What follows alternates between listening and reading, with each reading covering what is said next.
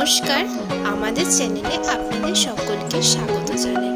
আজকে আমরা কি বানাচ্ছি ভিডিওর থাম্বনেল থেকে আশা করি আপনারা বুঝেই গেছেন। এর জন্য কি কি উপকরণ লাগবে চলুন দেখে নেওয়া যাক। প্রথমেই আমরা নিয়ে নিয়েছি আদা, রসুন, কাঁচা লঙ্কার একটা পেস্ট, তারপর নিয়ে নিয়েছি পেঁয়াজ বাটা, আর নিয়ে নিয়েছি পেঁয়াজ কুচি, টমেটো কুচি। এবার একটা পাত্রে 3টে ডিম নিয়ে নিচ্ছি। এখানে আমি আমার প্রয়োজন অনুযায়ী 3টে ডিমের ব্যবহার করেছি, আপনারা চাইলে এর থেকে বেশি ডিমের ব্যবহার করতে পারেন।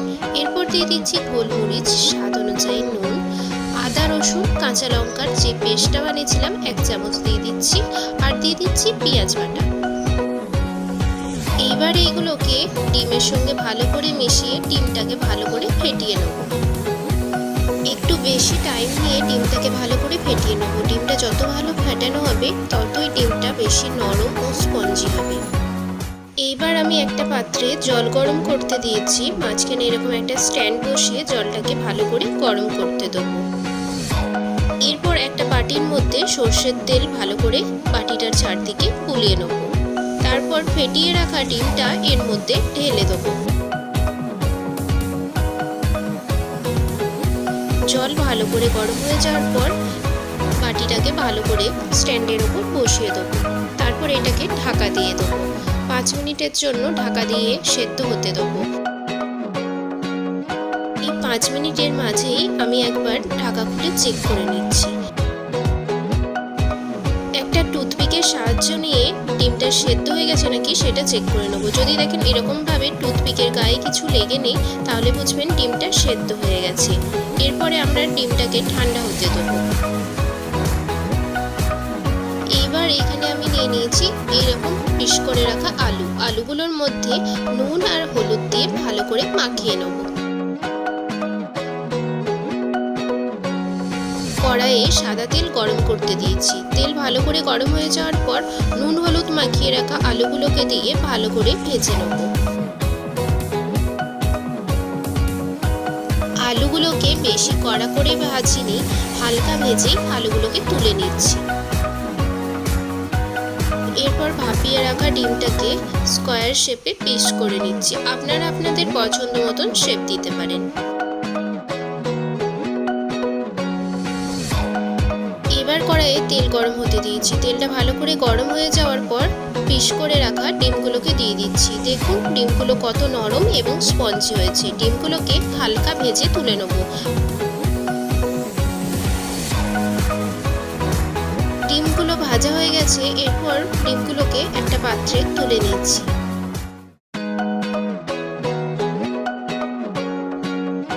এরপর ওই তেলের মধ্যে আরও কিছুটা তেল অ্যাড করে দিলাম। তারপর এর মধ্যে দিয়ে দিচ্ছি সামান্য পরিমাণে চিনি। চিনিটাকে তেলের সঙ্গে ভালো করে মিশিয়ে নেব। তেলটা ভালো করে গরম হয়ে যাওয়ার পর এর মধ্যে দিয়ে দিচ্ছি পেঁয়াজ কুচি। পেঁয়াজটাকে ভালো করে ভেজে নেব যতক্ষণ না এর কাঁচা গন্ধটা চলে যাচ্ছে। এইবার এর মধ্যে দিয়ে দিচ্ছি টমেটো কুচি। টমেটোটাকে 2 মিনিটের জন্য পেঁয়াজের সঙ্গে ভেজে নেব। এইবার দিয়ে দিচ্ছি সামান্য পরিমাণে নুন। নুন দেওয়ার ফলে টমেটোটা ভালো মতন সেদ্ধ হয়ে যাবে। এইবার এর মধ্যে দিয়ে দিচ্ছি আদা রসুন কাঁচা লঙ্কার পেস্টটা। এটাকে ভালো করে এইগুলোর সাথে মিশিয়ে 2 মিনিটের জন্য নাড়াচাড়া করে নেব।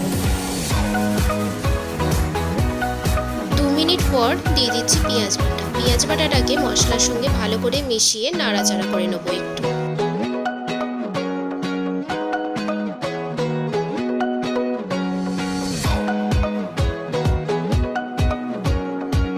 এইবার এর মধ্যে দিয়ে দিচ্ছি হলুদ গুঁড়ো,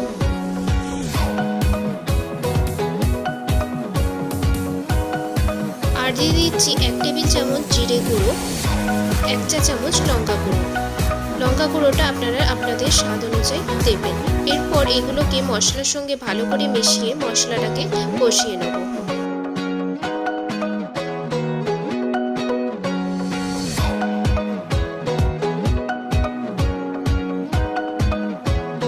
মশলা থেকে যতক্ষণ না তেল বেরিয়ে আসছে ততক্ষণ পর্যন্ত মশলাটাকে কষে নেবেন।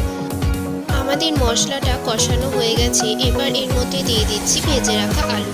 আলুটাকে মশলার সঙ্গে ভালো করে মিশিয়ে 2 মিনিটের জন্য কষিয়ে নেব।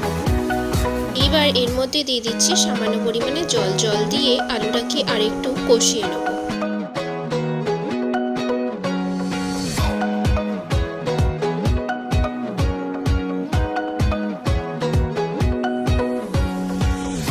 আলুটা ভালো করে কষানো হয়ে গেছে। এবার এর মধ্যে দিয়ে দিচ্ছি ভেজে রাখা ডিমের পিসগুলো।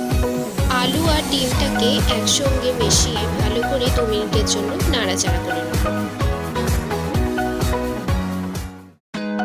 এবার এর মধ্যে দিয়ে দিচ্ছি সামান্য পরিমাণে জল। জল দিয়ে ডিম আর আলুটাকে 10 মিনিটের জন্য ফুটিয়ে নেব।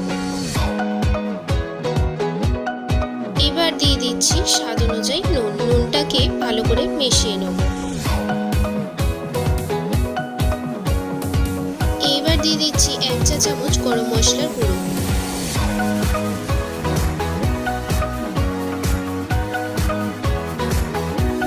দশ মিনিট হয়ে গেছে। এবার আমরা গ্যাস অফ করে এটাকে ঠান্ডা হতে দেবো। এই রেসিপিটা আপনারা বাড়িতে অবশ্যই ট্রাই করবেন। আর কেমন লাগলো আজকের রেসিপি আমাকে কমেন্টে অবশ্যই জানাবেন। সবাই ভালো থাকবেন, সুস্থ থাকবেন। আজকের মতো এইটুকুই। আবার দেখা হবে নতুন এক সিরিজে।